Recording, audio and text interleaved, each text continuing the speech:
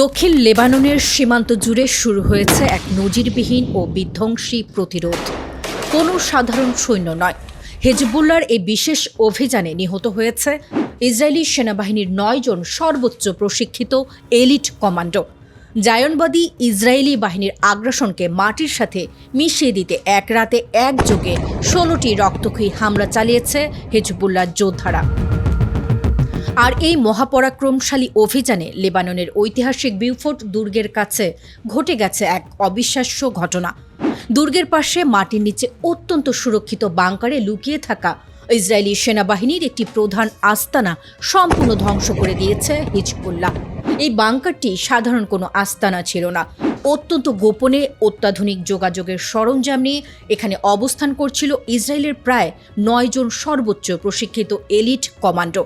হিজবুল্লাহর চোখ ফাঁকি দিয়ে এখান থেকে লেবাননের অভ্যন্তরে বড় ধরনের নাশকতার ছক কষছিল আইডিএফের এই স্পেশাল ফোর্স। কিন্তু পারস্যের এই প্রতিরোধ বাহিনীর গোয়েন্দা নজরদারিকে ফাঁকি দেওয়া অসম্ভব। হিজবুল্লাহর আত্মঘাতী ড্রোন এবং গাইডেড মিসাইল সরাসরি আঘাত হানে সেই মাটির তলার গোপন দুর্গে। প্রচণ্ড এক বিস্ফোরণে বাংকারের কংক্রিটের ছাদ ধসে পড়ে এবং ভেতরে থাকা ৯ জন এলিট ইসরায়েলি কমান্ডোর সবাই ঘটনাস্থলেই খতম হয়। হিজবুল্লাহর এই রণচণ্ডী রূপ শুধু বিউফোর্ট দুর্গের মাঝেই সীমাবদ্ধ ছিল না, পুরো দক্ষিণ লেবানন জুড়ে যেন আগুনের বৃষ্টি ঝরিয়েছে তারা। বেইত ইয়াহুন, রাচাফ, নাকুরা, আত্তিরি এবং আয়নাতার বিস্তীর্ণ এলাকা জুড়ে ইসরায়েলি পদাতিক সৈন্য এবং সামরিক যানের উপর দফায় দফায় হামলা চালানো হয়েছে। হিজবুল্লাহ যোদ্ধারা অত্যন্ত নিখুঁত কৌশলে শত্রু রিমোট কমিউনিকেশন ভেহিকল এবং ওডাইসার আর্টিলারি পজিশনগুলোকে লক্ষ্য করে সুসাইড ড্রোন ছুড়ে মারে, যা মুহূর্তের মধ্যে সেগুলোকে পুড়িয়ে ছাই করে দেয়।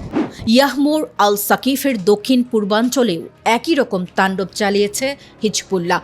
লইটারিং মিউনিশন বা উড়ন্ত গোলাবারুদ এবং ভারী কামানের গোলার আঘাতে ইসরায়েলি বাহিনীর একাধিক গোলাবারুদ পরিবাহী ট্রাক এবং সামরিক বুলডোজার ধ্বংসস্তূপে পরিণত হয়েছে। আইডিএফ এর পুরো লজিস্টিক চেইন এখন সম্পূর্ণ ভেঙে পড়েছে। যুদ্ধের ময়দানে হিজবুল্লাহর এই অবিশ্বাস্য ও রুদ্র মূর্তি তেল আবিবের সেনা সদর দফতরকে পুরোপুরি স্তব্ধ করে দিয়েছে। মাটির নিচে বাংকারে লুকিয়েও যখন তাদের সেরা কমান্ডোদের জীবন বাঁচানো যাচ্ছে না, তখন সাধারণ সৈন্যদের মনোবল এখন তলানিতে।